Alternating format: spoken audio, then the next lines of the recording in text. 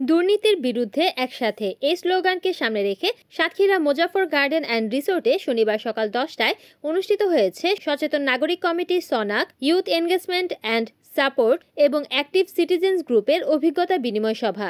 দিনব্যাপী এই আয়োজনে ৩ সংগঠনের প্রায় ১৭৫ সদস্য অংশ নেন।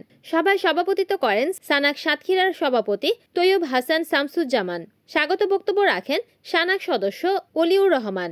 কর্মসূচির উদ্দেশ্য ও প্রত্যাশা তুলে ধরেন হেনরি সর্দার। গ্রুপ ভিত্তিক আলোচনার পর্ব পরিচালনা করেন সহসভাপতি ইয়াসিন সিদ্দিকী। সনাকের বাৎসরিক কর্মপরিকল্পনা ও অর্জন তুলে ধরে পাওয়ার পয়েন্ট উপস্থাপনা করেন টিআইবির সাতক্ষীরা এরিয়া কোঅর্ডিনেটর আলামিন। ভূমি এসিজির সমন্বয়ক এস.এম. বিপ্লব হোসেন পরিচালনা করেন গ্রুপ পরিচিতি পর্ব।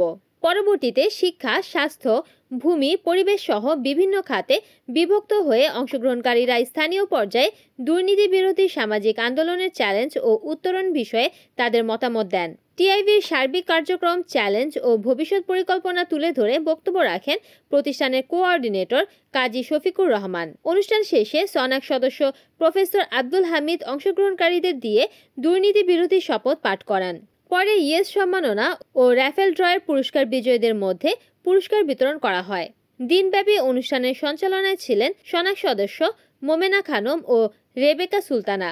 সার্বিক সহযোগিতা করেন ইয়েস সদস্যরা।